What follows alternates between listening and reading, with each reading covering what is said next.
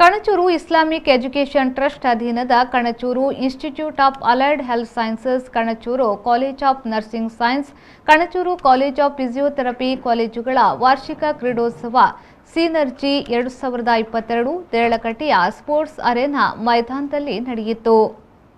ಭಾರತೀಯ ರೈಲ್ವೆಯ ಅಂತಾರಾಷ್ಟ್ರೀಯ ಕ್ರೀಡಾಪಟು ಶ್ರೀಮಾ ಪ್ರಿಯದರ್ಶಿನಿ ವಾರ್ಷಿಕ ಕ್ರೀಡೋತ್ಸವ ಸಿನರ್ಜಿ 2022ಕ್ಕೆ ಚಾಲನೆಯನ್ನ ನೀಡಿದ್ರು. ನಂತರ ಮಾತನಾಡಿದ ಅವರು, ಆತ್ಮವಿಶ್ವಾಸದಿಂದ ಮುಂದೆ ನಡೆದಾಗ ಎಲ್ಲಾ ಕ್ಷೇತ್ರದಲ್ಲಿ ಯಶಸ್ವಿಯಾಗಲು ಸಾಧ್ಯ. ಎಲ್ಲಾ ಕ್ಷೇತ್ರದಲ್ಲಿ ಭವಿಷ್ಯವಿದೆ. ತಮ್ಮನ್ನು ತಾವು ತೊಡಗಿಸುವ ಮೂಲಕ ವಿಶೇಷ ವ್ಯಕ್ತಿಯಾಗಿ ರೂಪುಗೊಂಡು ಸಮಾಜಕ್ಕೆ ಕೊಡುಗೆಯನ್ನ ನೀಡಬೇಕು ಎಂದು ಹೇಳಿದರು. All I want to say is that either you win or you learn. There is nothing called losing.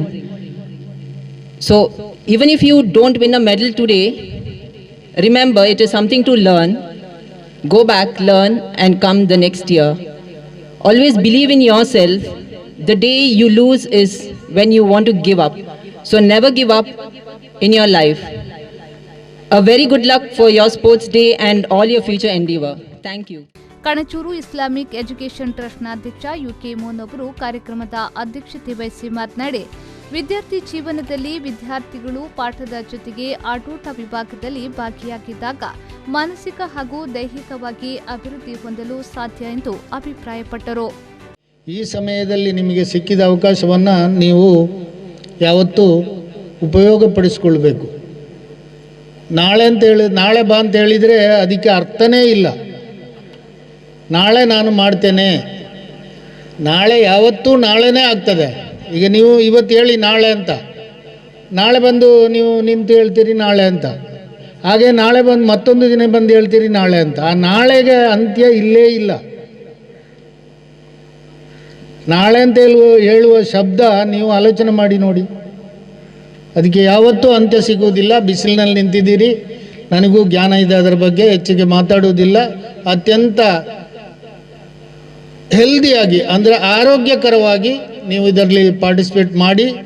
ನಿಮಗೆ ಒಳ್ಳೆಯ ಭವಿಷ್ಯ ಇದೆ. ಮುಂದೊಂದು ದಿನ ಈ ನಮ್ಮ ಜಿಲ್ಲೆಯ ಹೆಮ್ಮೆಯ ಪುತ್ರಿಯಾಗೆ ನೀವು ಒಂದು ದಿನ ಯಾರಾದರೂ ಒಬ್ಬರು, ಅದು ಮಹಿಳೆ ಆಗಿರ್ಬೋದು, ಹುಡುಗ ಆಗಿರ್ಬೋದು, ಹುಡುಗಿ ಆಗಿರ್ಬೋದು, ಆ ಸ್ಥಾನಕ್ಕೆ ಏರಿದರೆ ಅವರು ಇವತ್ತು ಬಂದು ನಿಮಗೆ ಒಂದು ನಿಮಿಷ ಮಾತಾಡಿದ್ದಕ್ಕೆ ಸಾರ್ಥಕ ಆಗ್ತದೆ.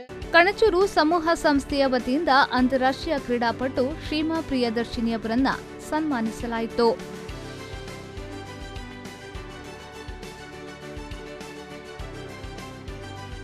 ರಾಜೀವ್ ಗಾಂಧಿ ವಿಶ್ವವಿದ್ಯಾಲಯ ಹೆಲ್ತ್ ಸೈನ್ಸ್ನ ಯುಜಿ ಫಿಸಿಯೋಥೆರಪಿ ಇದರ ಅಧ್ಯಯನ ಮಂಡಳಿಯ ಸಮಿತಿಯ ಸದಸ್ಯ ಡಾ ಅಮರ್ ಪ್ರಕಾಶ್, ಕಣಚೂರು ಸಮೂಹ ಸಂಸ್ಥೆಗಳ ನಿರ್ದೇಶಕ ಅಬ್ದುಲ್ ರೆಹಮಾನ್, ಟ್ರಸ್ಟಿ ಜೋಹರ್ ಮೋನು ಮುಖ್ಯ ಅತಿಥಿಗಳಾಗಿದ್ದರು.